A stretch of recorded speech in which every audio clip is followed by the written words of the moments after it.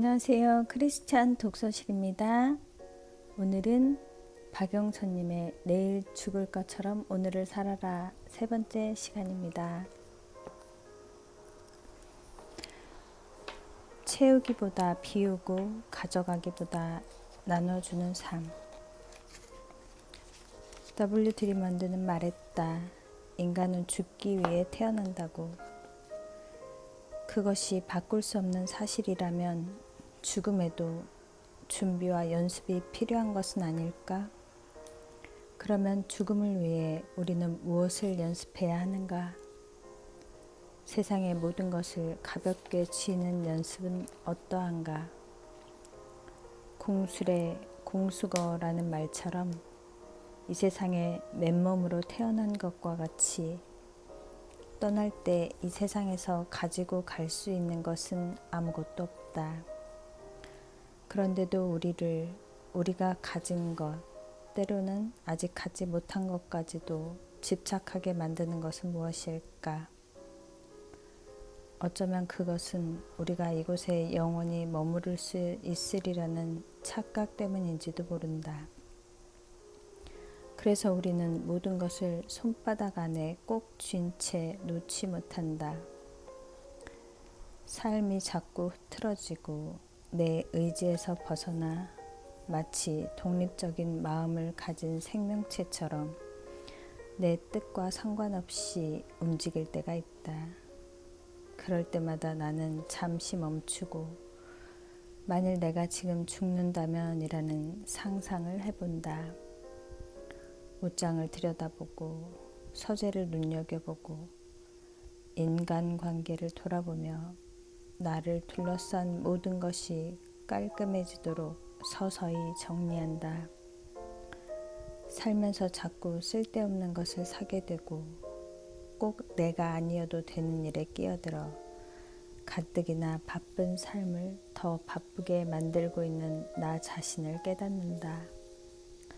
어느새 내 삶이 쓸데없는 생각, 물건, 관계들로 가득 차 있는 것을 발견하게 된다. 과거 유학생 시절을 종종 회상해 본다. 4년 동안 나는 10번 넘게 이사를 다녔다. 학기가 끝나면서 방을 옮겨야 할 때도 있었고 함께 머물던 룸메이트가 몇 년 만에 길거리에서 재회한 옛사람과 갑자기 결혼을 하는 바람에 학기 중에 집을 찾아다니는 소동도 있었다. 마치 물을 찾아 떠도는 유목민과 같은 생활이었다. 그때 내게 한 가지 철칙이 있었다. 여행용 가방 2개에 들어가지 않을 것은 절대 갖지 않는다는 것이었다. 가지고 있어봤자 이사할 때 짐만 되기 때문에 처음부터 물건을 구입할 때 미리 이 철칙을 곱씹어 보곤 했다. 없으면 안 되는 것도 아닌데 한두 번의 편리를 위해서 꼭 살 필요가 있을까를 다시 생각했다. 이제 돌아보면 그 사이에 나는 너무나 많은 것을 모았다. 언제부터인가 안주하는 삶, 더 이상 떠돌이로 살지 않아도 되는 삶을 살면서 쓸데없는 것들로 나의 귀중한 삶을 채우고 있었다. 인생은 그런 것이다. 나그네로 왔다, 나그네로 간다는 유행가 가사처럼 우리는 떠돌이로 살다가 떠날 것이다. 그래서 천년만년 살 것이라는 착각을 버리고 삶이 문득 여기서 끝날지도 모른다는 상상을 해보는 것은 내 삶의 우선순위를 생각해보고 정리할 수 있는 값진 기회를 제공해준다. 진지하게 이런 생각에 잠기고 나면 내 삶이 앞으로 어떻게 펼쳐지면 좋을지에 대한 선명한 그림을 그리게 되고 삶의 가지치기를 통해 보다 간결하면서도 아름다운 모습으로 거듭나게 된다. 군더더기가 없어지면 뿌리에서 빨아들인 영양분이 꼭 가야 할 곳으로 가게 되고 꼭 있어야 할 곳에 탐스러운 열매와 꽃으로 피어날 수 있다. 이따금 자신의 삶을 정리하는 좋은 습관을 가진 사람들이 있다는 것은 반가운 일이다. 내가 다니는 교회인 코트누드 교회의 콘리 목사님은 말했다. 언젠가부터 생각하게 되었습니다. 이 모든 것을 다 두고 갈 텐데 왜 그렇게 꼭 쥐고 놓지 못하는 것일까? 이 세상은 잠시 살다가 가는 곳인데 이렇게 생각하며 나는 두고 가기 연습을 시작했습니다. 과연 나에게 소중한 물건이 무엇인지 생각해보고 그것을 누군가에게 선물하는 겁니다. 아끼는 낚싯대를 선물할 때도 있었고 내가 갖고 있던 고급 등산 나이프를 선물하기도 했지요. 낚싯대를 선물했다는 말을 듣고 나는 깜짝 놀랐다. 콘리 목사님은 자타가 인정하는 낚시 광이다. 카탈리나 섬과 헌팅턴 비치 사이의 바다에서 낚시하는 것이 그가 가장 좋아하는 취미이자 최고의 휴식이었다. 그런 목사님이 애지중지하던 낚싯대를 다른 사람에게 주었다니 뜻밖이었다. 목사님은 담담한 얼굴로 싱긋 웃으며 말을 이었다. 이렇게 미리 두고 가는 연습을 하면 언젠가 정말 떠나야 할 때 모든 것을 남겨두고 가기가 더 쉬워질 것 같아서요. 내가 아끼는 물건을 누구에게 주면 좋을까 생각해 보는 것도 의미 있는 일이죠. 내게 소중한 물건을 받아서 내 대신 아껴줄 사람이 누가 있을까 차근차근 생각해 보았지요. 어떤 물건은 조카에게, 어떤 것은 친구에게, 그렇게 내 물건에 추억을 담아 나눠주기 시작하자 내 삶이 한결 가벼워졌습니다. 어차피 물건이란 것은 내게 소중한 사람들에게 축복을 전하기 위해 주어진 도구일 뿐이니까요. 그러면서 그는 덧붙였다. 영혼에 대한 통찰력이 없이 성공하는 것은 오히려 위험할 수 있습니다. 물질과 표면적인 성공에 얽매이다 보면 영혼의 세계에 대한 깨달음을 놓친다는 말이다. 인생이 결코 길지 않으며 무엇인가를 소유한다는 것이 얼마나 덧없는지를 깨닫기 위해서는 꼭 불치병을 앓고 있지 않더라도 죽음을 가정해 보는 것이 도움이 된다. 영원이라는 시간은 우리가 살다 가는 삶에 비해 얼마나 긴 시간인가. 영원 앞에 덧없음을 알게 된다면 우리는 물질과 필요 없는 것들로 가득한 삶에 대한 집착을 버리고 두고 가기 연습을 하며 우리의 손을 슬그머니 펴볼 수 있을 것이다. 이렇게 두고 가기 연습을 하면 죽음이 문득 다가와 나를 기다릴 때 미련 없이 모든 것을 버리고 갈 수 있다. 이것은 나를 비우는 연습인 동시에 그렇게 해서 생겨난 빈 공간을 더 중요한 것들로 채워가는 연습이다. 두고 가기 연습을 통해 생긴 빈 공간을 우리는 무엇으로 채워야 할까? 9.11 테러 사건 때 죽어간 사람들의 마지막 메시지를 들어보면 이에 대해 좋은 실마리를 얻을 수 있다. 사건이 있은 후 얼마 되지 않아 CNN 방송에서는 그 사건에서 죽음을 피할 수 없었던 사람들이 마지막 순간 가족들에게 남긴 육성 메시지나 가족들과의 전화통화 내용을 소개했다. 필사적으로 살기 위한 노력조차 무의미하게 되고 꼼짝없이 죽음을 기다릴 때 우리처럼 평범한 사람들이었던 그들은 이런 말을 남겼다. 나한테 무슨 일이 일어나든 당신을 영원히 사랑해. 나에 대해 걱정하지 마. 세계무역센터에 있던 한 레스토랑 요리사인 모이즈가 아내에게 남긴 말이다. 국제무역 분야의 컨설턴트였던 멜리사는 샌프란시스코에 있는 남편 숀에게 이런 전화 메시지를 남겼다. 지금 빌딩에 갇혀 있는데 사고가 난 것 같아요. 사랑해요. 마크라는 사람은 휴대전화로 자기 어머니에게 이런 말을 남겼다. 지금 비행기 안에 있어요. 테러범 3명이 비행기를 납치했는데 폭탄을 가졌다고 해요. 사랑한다고 말하려고 전화했어요. 보고 싶어요. 이들이 가족들에게 남긴 말은 사랑한다, 보고 싶다, 날 걱정하지 말라는 것이었다. 죽음을 앞두고 재산을 들먹인 사람은 아무도 없었다. 누구 한 사람, 내 집은 네가 가져라 라고 하거나 어느 은행에 전 재산을 두었으니 찾아라 라는 말을 하지 않았다는 것이 놀랍지 않을 것이다. 이처럼 가장 절박한 순간 우리에게 가장 크게 다가오는 것은 바로 가족이나 사랑하는 사람들에 대한 추억, 사랑, 그리움이다. 이들이 남긴 말에서 우리가 얻을 수 있는 메시지는 무엇일까? 만약 우리에게 일주일의 시간이 마지막으로 주어진다면 그 시간 동안 무엇을 하겠는가? 더 많은 것을 갖기 위해 안달복달하는 사람은 거의 없을 것이다.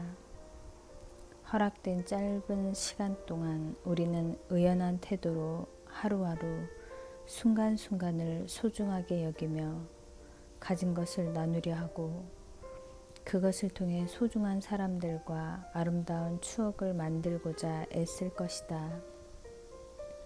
진짜 우리에게 소중한 것이 무엇인지를 느낀다면 우리는 하나라도 더 갖기 위해, 한 푼이라도 더 벌기 위해 노력하기보다 더 가치 있는 것을 두고 가기 위해, 더 나누기 위해 노력할 것이다. 좋은 사람으로 기억된다는 것. 돈을 남기는 것과 추억을 남기는 것 중 어느 쪽을 택할지 내게 묻는다면 나는 서슴지 않고 추억을 남기고 싶다고 말하겠다. 이 책을 쓰는 동안 갑작스런 심장마비로 돌아올 수 없는 여행을 떠난 차 선생님은 나를 비롯한 여러 사람들에게 참 좋은 기억을 남기고 가신 분이다. 차 선생님은 선천적인 발달장애 증상을 가진 딸의 문제를 의논하기 위해 나를 찾아왔고 우리는 그 만남을 계기로 가까워졌다. 간호사로 일하는 사모님은 어렵사리 아이 이야기를 꺼내면서 깊은 한숨을 내쉬었다. 설마 우리 아이에게 문제가 있을 거라고는 꿈에도 생각지 못했어요. 첫째 아이가 워낙 건강해서 둘째에게 장애가 있을 줄은. 미국으로 건너와 온갖 직업을 전전하다가 부동산 중개인으로 정착한 차 선생님은 그야말로 평범한 가족이었다. 결코 재산이 많아서 나의 도움을 원했던 것이 아니었다. 미국에서는 발달장애아가 18세가 넘으면 장애가 있다 해도 어엿한 성인으로 간주된다. 그래서 성인으로서 누구나 가질 수 있는 기본 권리를 갖는다. 이를테면 원하는 사람과 결혼할 수 있는 권리, 원하는 사람과 사회적, 육체적 접촉을 할 수 있는 권리, 제3자와 계약을 맺을 권리, 병원 치료에 동의할 수 있는 권리 등 사회 구성원으로서 당연히 필요한 일상적 권리가 주어지는 것이다. 그러나 몸만 컸지 정신적으로는 대여섯 살 어린아이와 같은 장애아를 둔 부모에게는 아이가 이런 권리를 갖는 것이 두렵기만 하다. 혹시 무턱대고 물건을 사겠다는 계약서에 서명하여 큰돈이라도 물게 되면 어떻게 하나 싶어 마음을 놓을 수가 없고, 특히 딸인 경우 아이가 아무나 만나 덜컥 임신이라도 하면 어떡하나 하는 불안감 때문에 잠을 이루지 못할 정도이다. 이런 문제를 고민하는 부모 중 상당수가 재판을 통해 아이의 법적 대리인이 되고자 한다. 아이가 죽을 때까지 혹은 부모가 죽을 때까지 부모의 손으로 아이를 보살피려는 것이다. 그럴 때 나와 같은 상속 변호사의 도움이 필요하다. 장애아를 둔 부모들은 자기가 죽고 난 뒤 험한 세상에 덩그러니 남겨질 아이를 생각하면 죽을 때 눈조차 편히 감을 수 없다. 아이에 대한 염려와 불안을 평생 십자가처럼 지고 다녔는데 이제 그 걱정을 누구에게 지워야 할까? 당연히 건강한 형제가 그 일을 맡아주어야 한다고 생각하면서도 부모는 마음속으로 그저 미안할 뿐이다. 그 아이도 자기 가정을 꾸려야 하고 자기 삶으로 바빠질 텐데 이러한 짐을 맡기는 것이 공평한가? 혹 그 아이의 배우자가 싫어해서 분란이 생기면 어쩌나? 이렇게 장애아가 있는 가정에는 두루두루 고민할 것들이 많다. 장애인 형제를 가진 사람들은 많은 경우 말 못할 피해의식을 가지고 있다고 한다. 그도 그럴 것이 부모의 관심은 온통 심신이 불편한 형제에게 쏠려 있고 자신은 건강하게 태어났다는 이유 하나만으로 스스로 자라나야 한다. 게다가 부모가 죽고 나면 자신이 부모 역할을 떠맡아야 한다는 의무감도 무시할 수 없는 마음의 짐이다. 그러나 이런 고민과 상처를 부모에게 터놓고 이야기하지도 못한다. 이미 장애가 있는 자식으로 인해 크나큰 고통을 받고 있는 부모를 더 마음 아프게 하고 싶지 않아서일 것이다. 이런 것들이 장애아가 있는 가정이 짊어져야 하는 특별한 고민과 아픔이다. 언젠가 록그룹 부활의 기타리스트인 김태원 씨가 토크쇼에 나와 자신도 자폐아를 둔 부모라고 고백하는 장면을 본 적이 있다. 그는 아내의 소원이 아픈 아이보다 딱 하루만 더 사는 것이라고 말해 사람들을 수경케 했다. 인간인 이상 어쩔 수 없이 받아들여야 하는 것이 죽음이고 부모가 자식보다 먼저 떠나는 것이 세상의 순리지만 장애를 가진 몸으로 험한 세상을 헤쳐나갈 아이의 인생을 생각하면 부모는 죽음조차 편안하게 받아들일 수 없다. 그것이 부모의 마음이다.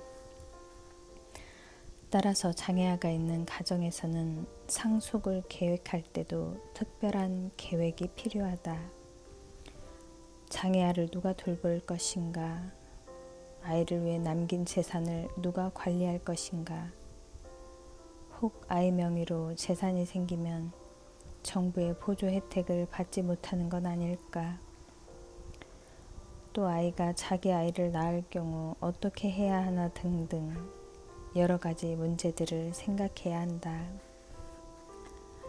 차 선생님 가족은 딸 에이미를 위해 이러한 절차들을 밟고자 했다. 그들은 무엇보다도 에이미가 갑자기 사고라도 당할 경우 치료에 대한 결정을 대신 내릴 수 있는 권리를 갖고자 했다. 그래서 미리 에이미의 법적 대리인이 되기 위해 어떤 절차를 밟아야 하는지를 내게 물었다.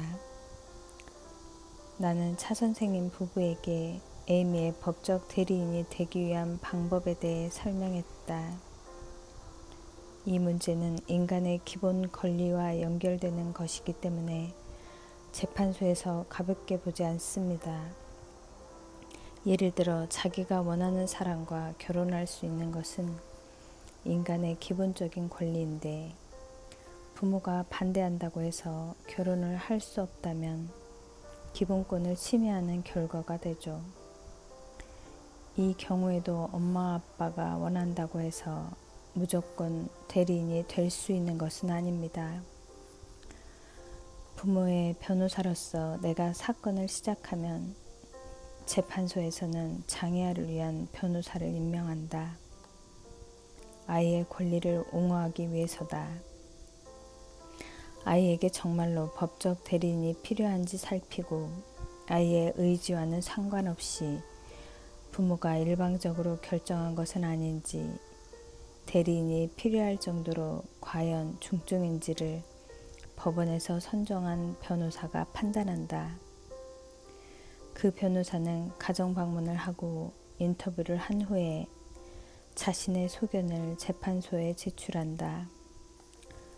또한 재판소에 소속된 상담원이 부모에게 결격 사유가 있는지, 가정이 어떠한 분위기인지, 장애아이가 후견인에 대한 불만이 없는지를 살피고 정기적으로 재판소에 보고한다.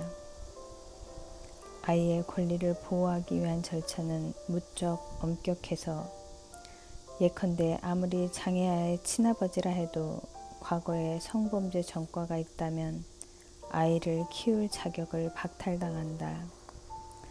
이때 아이의 담당 의사의견서도 필요하다.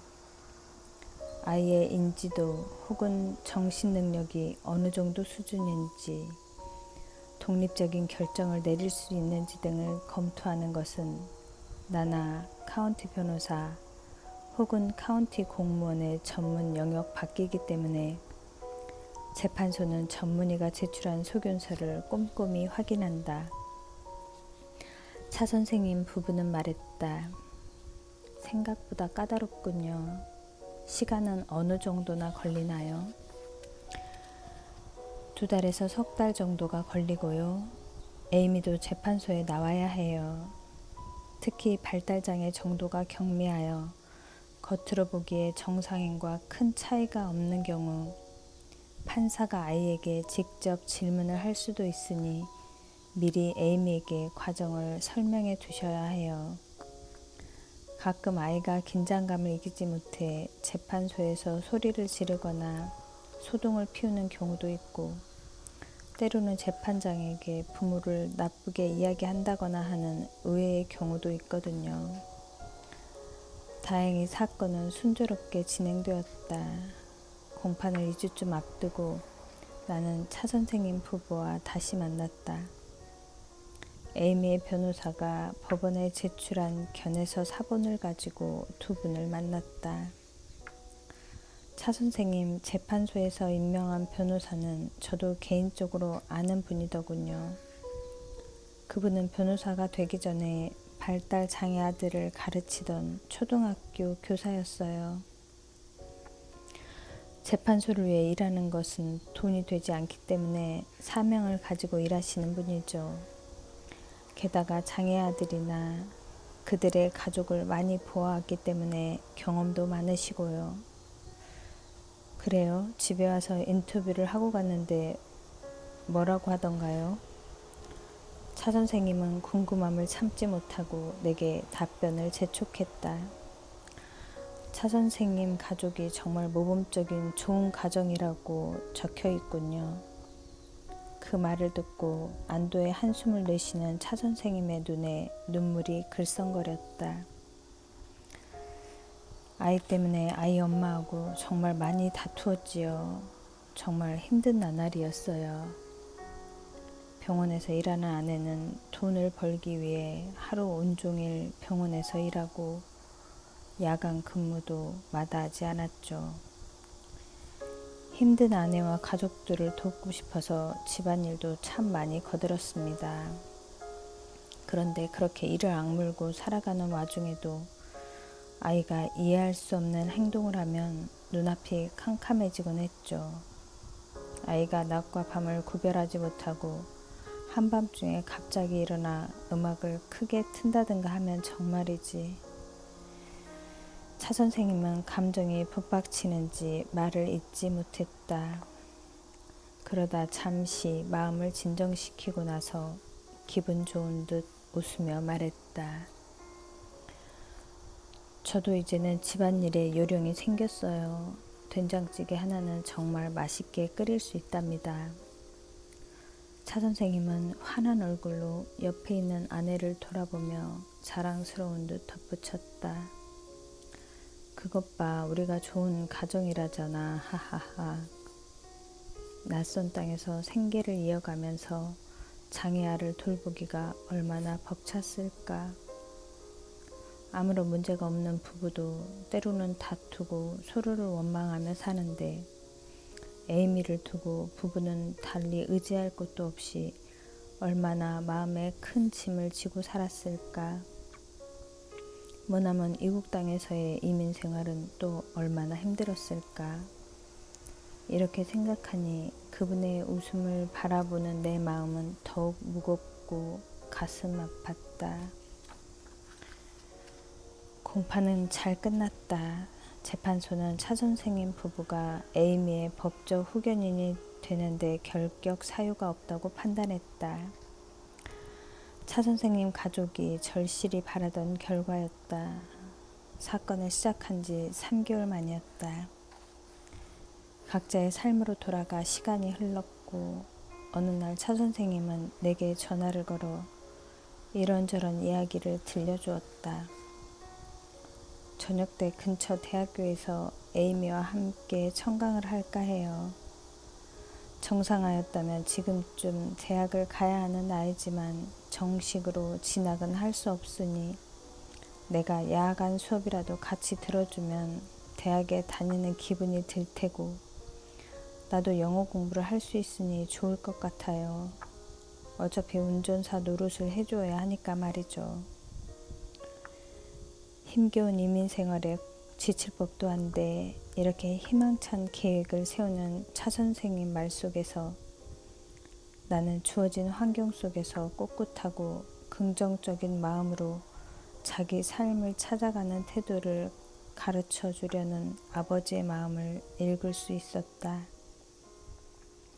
사람이 잘 산다는 것은 얼마나 뛰어난 재주와 남다른 지능을 가지고 태어났는지에 따라 결정되는 것이 아니라 자기 삶을 귀중하게 여기고 손에 쥔 것들을 아름답게 바라보는 마음가짐에 달려 있는 것이다.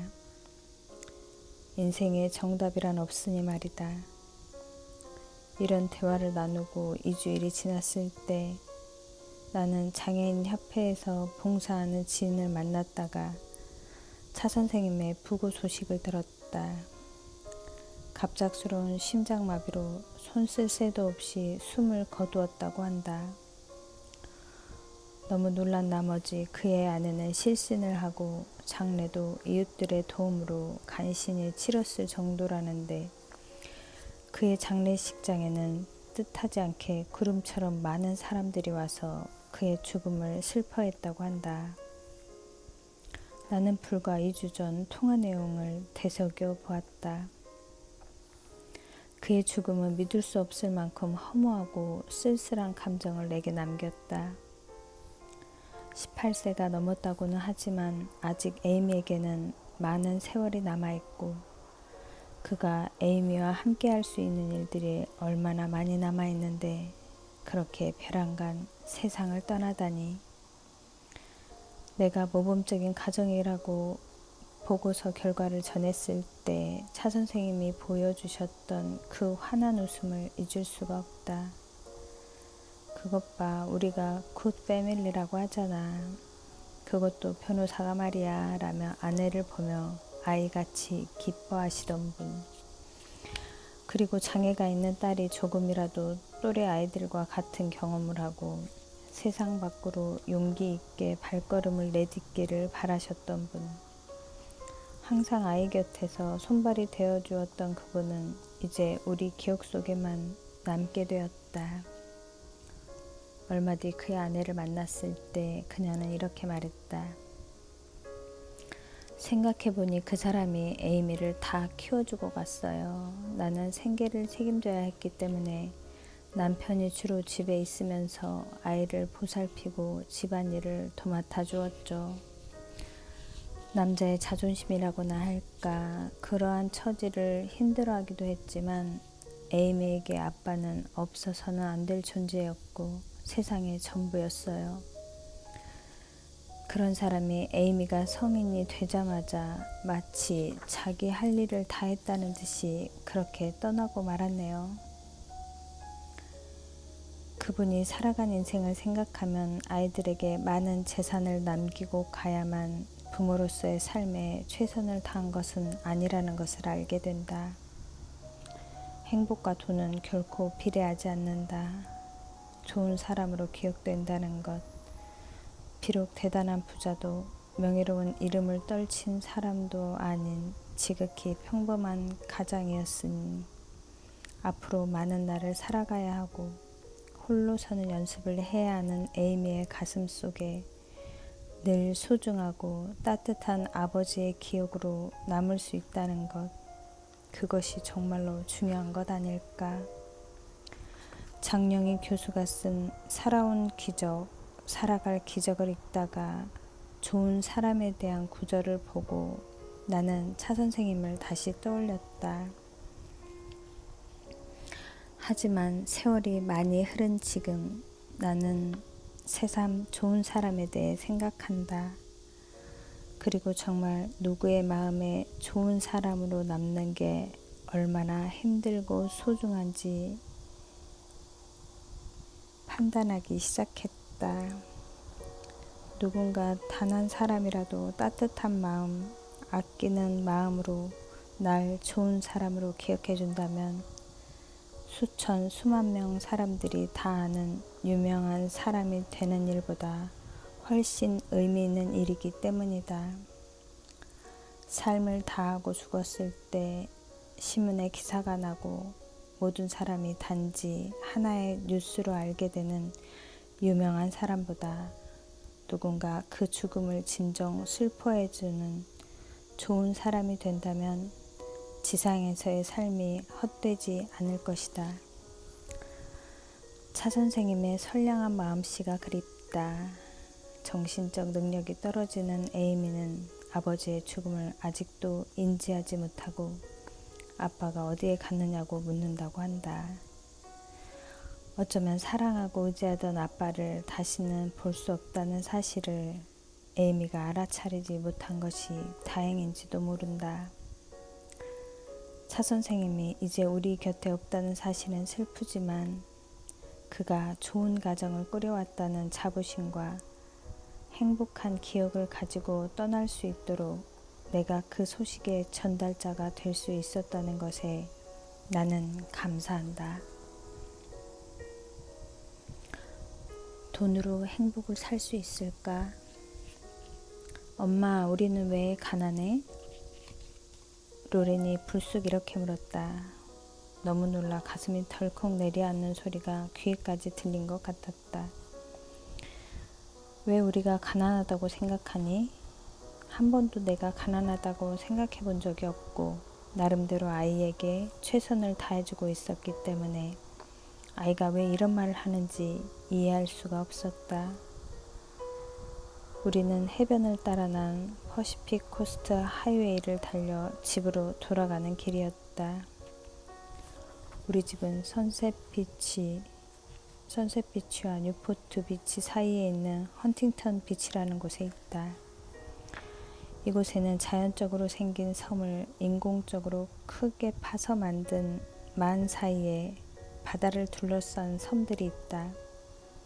각 섬의 가장자리를 따라 집들이 옹기종기 자리 잡고 있어 동네의 많은 집들이 앞마당 대신 바닷물에 맞닿아 있다. 물에 접한 워터프린트 집에는 대개 조그마한 보트나 요트가 있어 배를 타고 곧장 태평양으로 나갈 수도 있다. 동네 곳곳에 배를 타고 갈 수 있는 레스토랑이나 펍이 있어 온종일 수로로만 이동할 수도 있다. 물을 좋아하는 사람들에게는 천국과 같은 이곳은 역사가 깊은 동네다. 우리 가족이 이곳으로 이사를 온 이유는 보투광인 내 멘토 변호사가 가까이 살고 있는 데다 남편이 더운 날씨는 질색을 하기 때문이었다. 우리 집은 섬 안에 있지 않고 섬으로 들어가는 길목에서도 물과 멀찍이 떨어져 있다. 그래도 시원한 바닷바람 덕택에 1년 중 에어컨을 트는 날이 며칠 되지 않고 안개가 낀 날이면 멀리서 아득한 등대 소리를 들을 수 있다. 해가 긴 여름에는 저녁이나 주말마다 바닷가 근처에 있는 자연보호구역에 난 산책로를 따라 로렌과 함께 토끼와 도마뱀을 보러 가곤 한다. 나는 태어난 척 자동차 백미러로 로렌의 표정을 살피며 다시 물었다. 왜 우리가 가난하다고 생각하지? 로렌은 어깨를 으쓱하고는 말했다. 니키네는 보트가 있는데 우리는 없잖아. 니키는 바로 앞집에 사는 4살짜리 남자아이다. 그 아이의 아버지가 보트를 뒷마당에서 손질하고 어린 니키가 아버지 주위를 맴돌며 노는 모습이 이따금씩 보인다. 로렌은 동네에서 흔히 볼 수 있는 보트가 왜 유독 우리 집에만 없느냐고 묻는 것이다. 만감이 교차했다. 이 아이에게 어떤 대답을 해주어야 할까? 한참을 고민하던 나는 보트란 있어도 되고 없어도 되는 사치성 물건이고 세상에는 끼니 걱정을 하는 진짜 가난한 사람들, 학비를 낼 수 없어 공부하고 싶어도 학교에 갈 수 없는 아이들도 많다는 이야기를 들려주었다. 그러나 5살짜리에 불과한 어린아이에게 사치성 물건이 무엇인지, 돈이 없어 밥을 굶거나 학교를 못 간다는 것이 무엇인지 이해시키기가 어려워 나는 한참 진땀을 빼다 슬그머니 포기해버렸다. 알고 지내던 변호사 지가 오래전에 이와 비슷한 경험을 내게 털어놓은 것이 생각났다. 13년 전쯤 버클리에서 열린 지의 딸 성년식에 참석한 적이 있다. 바트 미츠바라는 명칭의 이 성년식은 유태인 여자아이가 12살이 되면 여는 성대한 잔치다. 지는 한 컨트리 클럽에서 마치 결혼식 피로연을 하듯 수많은 하객을 불러 딸에게 멋진 성년식을 열어주었다. 간단한 종교 예식이 끝나고 지가 앞으로 나와 참석한 사람들에게 인사를 했다. 오늘은 저에게 아주 뜻깊은 날입니다. 어릴 적 제 아버지는 집배원이었습니다. 아버지는 열심히 일했지만 자식이 5명이나 되어 우리 집은 무척 가난했습니다. 다른 친구들은 다 성년식을 했는데 저는 꿈도 꿀 수 없었지요. 그때부터 저는 나중에 꼭 내 아이에게는 어느 누구 부럽지 않은 성대한 성년식을 해주겠다고 마음먹었는데 오늘 그 소망을 이루어서 정말 기쁩니다.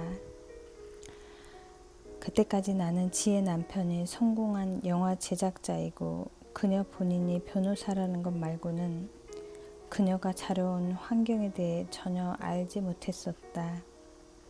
어려운 환경에서 가난을 극복해낸 그녀가 자랑스러웠다. 연구 결과에 따르면 미국 저소득층에서 자란 아이들의 50%가 계속해서 저소득층에 머물고 부유층에서 자란 아이들 중 40%가 어른이 되어도 부유층으로 남는다고 한다.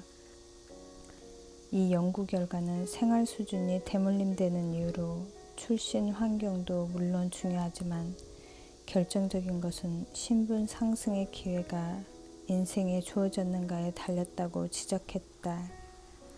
즉, 전문 기술이나 교육을 받을 수 있다면 가난의 대물림을 끊고 부유층으로 입성할 수 있는 기회가 주어진다는 것이다. 또 아이가 어릴 때부터 부모가 책을 많이 읽어주면 그 아이들이 자라서 부자가 되는데 상당히 긍정적인 영향을 미친다고 한다. 부자가 되기 위하여 남다른 자기 관리가 필요하고 노력이 필요한 것처럼 가난한 사람에게는 그들 나름대로의 사고 체계에 계속해서 가난하게 살 수밖에 없는 이유가 있다. 부자인 부모가 삶을 통하여 자녀들에게 보이지 않는 부의 노하우를 물려주는 것처럼 가난한 사람의 자녀들은 알지 못하는 사이 가난을 배운다. 예컨대 어떤 사람들은 시간을 낭비하는 것에 대하여 아무렇지도 않게 생각하기 때문에 생활에 계획성이 없어서 돈을 벌지 못한다. 또 어떤 사람들은 미리 무엇을 계획하고 성취하는 데서 느끼는 기쁨을 모른다. 어떤 사람들은 저축을 하기보다는 감각적이고 순간적으로 기분을 좋게 해주는 감각적인 소비에 돈을 낭비한다. 그런 몸에 밴 버릇을 버리지 않는 한 아무리 노력해도 절대 가난의 대물림에서 벗어날 수 없는 가난의 최면에 걸려 있는 것이다. 상속 일을 하면서 종종 부모의 나쁜 습관, 부정적인 가치관 등 상속받지 않아도 되는 것을 상속받는 사례를 본다. 예를 들면 여자 문제가 그러하다. 할아버지도 첩이 있었고 아버지에게도 첩이 있었으니 그 핏줄인 나도 아내만으로는 만족하지 못하는 것이 유전이라며 자신의 복잡한 여성 편력을 조상 탓으로 돌린다. 그런 사람들은 이렇게 나쁜 것은 상속받지 않아도 될 권리가 자신에게 있다는 것을 깨닫지 못하는 것이다. 나는 그들에게 이렇게 이야기해주고 싶다. 조상과 상관없이 우리 인생의 결과는 우리가 책임져야 한다고. 지의 경우 집배원이었던 그녀의 아버지는 평생 성실하고 열심히 살기는 했지만 자식이 많아 가족들의 기본적인 생활을 충족시키는 것도 벅찼다. 그러나 현명하게도 지는 아버지의 가난을 상속받지 않을 권리가 자신에게 있다는 것을 알았다. 그래서 교육을 통해 안정된 직업을 추구하였고 또 원하는 대로 자신의 딸에게 성대한 성년식을 선물로 줄 수 있었던 것이다. 파티가 무르익고 그녀와 이야기할 기회가 생기자 나는 이렇게 이야기했다. 그런 어려움을 이겨내고 여기까지 오셨는지 몰랐어요. 정말 의미가 있군요. 따님이 참 기뻐하겠어요. 그런데 뜻밖에도 그녀는 깊은 한숨을 내쉬며 말했다. 딸에게 성년식을 해주는 것은 기쁘지만 아이가 그것을 감사하게 여기고 있는지는 모르겠어요. 사립학교에 다니는 지혜 딸이 올여름에 자메이카로 여행을 가고 싶다고 졸랐단다. 지가 딸에게 이번 여름에는 성년식을 하니까 여행은 내년에 가자고 했더니 딸이 울먹이며 우리는 왜 이렇게 가난하냐고 푸념을 하더라고 했다. 학교 친구들은 리무진을 타고 학교에 오고 여름이면 제트기를 타고 휴가를 다녀오는데 왜 자기네는 고작 여행 한번 가는 것을 가지고 그렇게 벌벌 떨어야 하느냐며 하소연했다는 것이다. 이야기를 하는 지의 얼굴에 어두운 그림자가 스쳤다. 가난을 대물림하지 않기 위해 죽기 살기로 노력했는데 이제는 딸에게 자신이 경험한 가난을 이해시켜야 하는 딜레마에 빠져 있었다. 이미 많은 것을 가지고 있는 삶에 익숙해져 부유한 소수만이 누릴 수 있는 특권조차도 너무나 당연한 것으로 받아들이는 딸 때문에 그녀는 근심했다. 어떻게 하면 작은 것에 감사할 줄 아는 사려 깊은 사람으로 키울 수 있을지 걱정이라며 내게 고민을 털어놓았다. 이런 아이들의 이야기를 통해 우리에게 부가 얼마나 상대적인가를 생각하게 된다. 풍요로운 시대에 이미 많은 것을 누리고 있는 로렌과 지의 딸은 이웃 또는 친구들과 비교하여 자신이 가지지 못한 것을 헤아리며 오히려 자신들이 가난하다고 생각한다. 아이들뿐 아니라 어른들에게서도 이런 모습은 얼마든지 찾아볼 수 있다. 사실 먹고 사는데 걱정이 없다면 그것만으로도 얼마든지 부자라고 생각할 수 있다.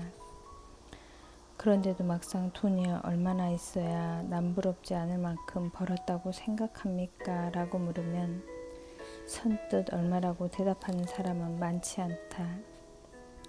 세상에는 언제나 나보다 더 많이 가진 사람, 더 크게 성공한 사람이 있기 때문에 무의식적으로 주위를 둘러보며 남들은 어떤 차를 모는지, 얼마나 넓은 집에서 사는지, 여름 휴가를 어디로 다녀왔는지를 자신과 끊임없이 비교하고 그 결과에 따라 행복과 불행의 양극을 시계추처럼 왔다 갔다 한다. 이렇게 객관적인 차로 잴 수 없는 무한 목표를 향해 허우적거리다 보면 우리는 어느새 죽음에 다다라 있는 자신을 발견한다. 우리가 부의 상대성에서 벗어날 수 없는 이유는 얼마가 있어야 행복할까에 대한 정확한 목표치를 갖고 있지 않기 때문이다. 그래서 우리는 자꾸만 두리번거린다.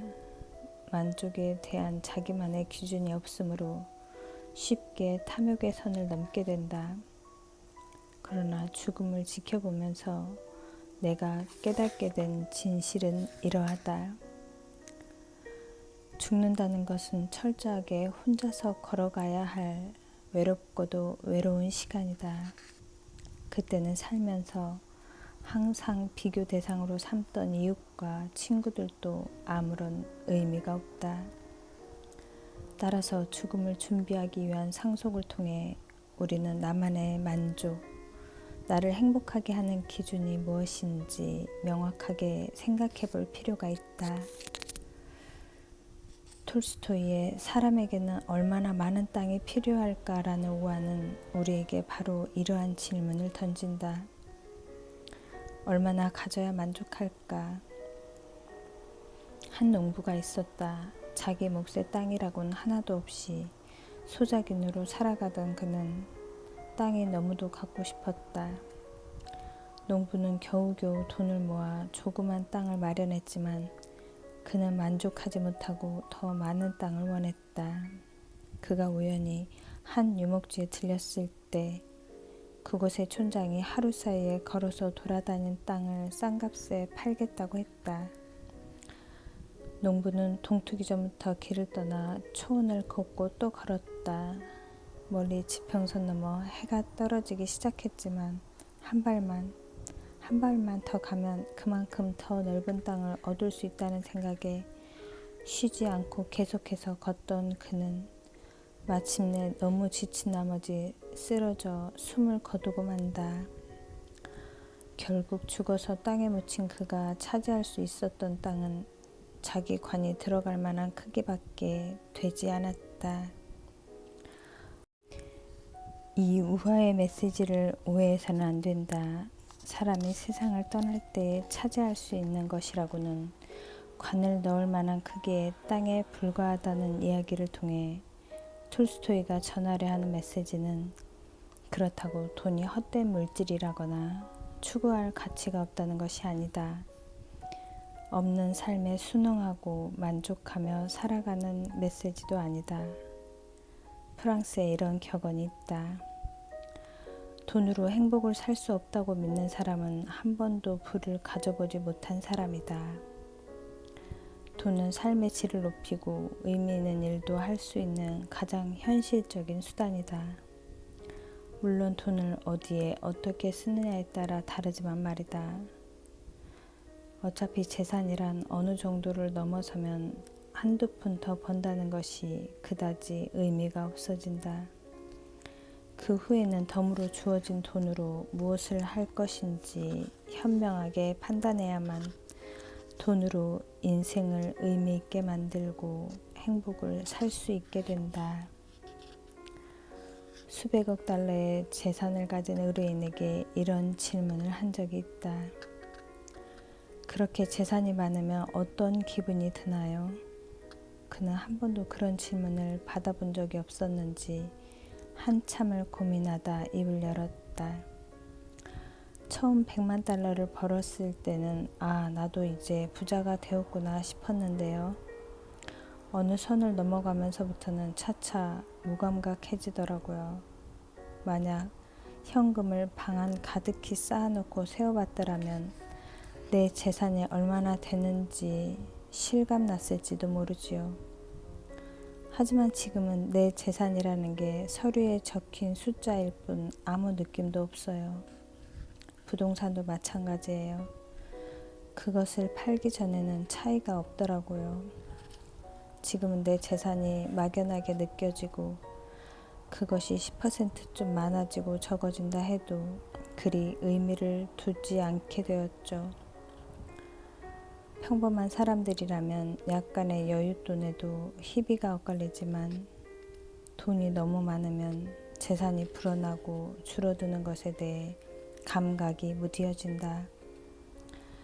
그도 그럴 것이 그저 종이 조각일 뿐인 돈 자체로는 의미가 없기 때문이다. 게다가 요즘처럼 신용으로 거래하고 현금이 아닌 전산으로 처리되는 시대에 돈은 만질 수 있는 종이 조각도 아니다. 눈으로도 확인할 수 있는 것은 장부상의 숫자에 불과하다. 이렇게 장부에 적힌 돈은 선도 악도 아닌 무기적인 것이다. 돈의 진정한 의미는 그것을 다른 것으로 교환할 때 생겨난다. 돈을 무엇으로 교환할지 선택할 때 비로소 그 의미가 생기며 이때 사람의 가치관에 따라 그 판단과 결정이 달라진다. 예컨대 어떤 부자는 돈이 너무 귀하고 아까운 나머지 은행에 돈을 처박아두고 한 푼도 쓰려 하지 않는다. 인플레이션 때문에 어느 정도 이상의 이자가 불어나지 않는다면 그의 부는 사실 뒷걸음을 치는 셈이다. 이런 사람은 돈을 벌어 부자가 되기는 했지만 쓸 줄 모르기 때문에 부자가 아니기도 하다. 반면 어떤 사람은 숲이 울창한 곳에 별장을 사서 휴가나 기념일에 가족들과 함께 시간을 보내는 특별한 장소로 쓰고 친구와 지인들에게도 개방하며 자신의 부를 다른 사람들과 나누기도 한다. 이런 사람은 가족 간의 관계를 돈독히 하는 일에 가치를 두는 사람이고 덤으로 가진 것을 이웃과 나누려는 열린 사람이다. 그런가 하면 또 어떤 사람은 자신이 의미 있게 생각하는 일에 재산을 쾌척하기도 한다. 이런 사람은 덤으로 가진 것을 더 많은 사람들과 크게 나누려는 사람이다. 그리고 그 사람에게는 그것이 행복이고 보람이다. 우리 선조들 가운데에도 돈을 제대로 쓸 줄 아는 부자가 있었다. 경주 최부자로 알려진 경주지방 최씨 가문이다. 그들은 경주 지역에서 12대에 걸쳐 400년 동안 부를 유지했던 가문이다. 요즘처럼 유흥을 위해 혹은 그저 돈을 모으기 위해 돈을 탐하는 시대에 그들의 이야기는 깊은 울림을 준다. 최씨 집안의 이야기가 나를 사로잡은 것은 집안에 논과 밭이 얼마나 많았는지, 노비가 몇 명이나 있었는지, 혹은 하루에 몇 명의 손님들을 대접했는지가 아니다. 그들은 가문 대대로 내려오는 부의 원칙들을 가지고 있었다. 기근에 배고픈 이웃을 무심히 보아 넘기지 않기 위해 사방 백리 안에 굶어 죽는 사람이 없게 하라는 원칙, 가난한 사람들의 어려움을 이용하지 않기 위해 흉년에 땅 사지 말라는 원칙, 가난한 이웃의 마음을 헤아리기 위해 새로 시집온 최씨 가문의 며느리는 3년 동안 여기저기 기운 무명옷을 입어야 한다는 원칙 등 무조건 내 곳간을 채우는 데 급급한 재물관으로부터 자유로운 사람들이 그 옛날 조선시대에 있었다는 사실이 신선하게 느껴진다. 부에 대한 원칙도 훌륭하지만 최부자 가문의 결말은 더 의미 있다. 일제 강점기 때 가문을 이어받은 최씨 가문 사람들은 조국의 독립을 위해 독립투사들을 원조하다가 수십 대에 걸쳐 모은 재산을 나라에 환원하였다고 한다. 조국이 없다면 창고에 쌓아둔 곡식과 사사로이 가지고 있는 땅덩어리가 무슨 의미가 있겠냐는 뜻에서 내린 결단이었다. 이러한 최씨 가문의 원칙은 자꾸만 남보다 더 많은 것을 가지고 누리고 싶은 탐욕을 제어하기 위한 안전장치였다고 생각한다. 그리고 그들이 그러한 원칙을 지킬 수 있었던 것은 만족에 대한 자기 기준이 명확했기 때문이다. 얼마나 가져야 스스로 만족해 하겠는지 알고 분명한 선을 지킬 수 있었기에 그들은 잉여 재산을 나누는데 적극적이 될 수 있었고, 또한 이러한 원칙들이 있었기 때문에 자신들의 부를 오랜 세월 지킬 수 있었다. 감사합니다.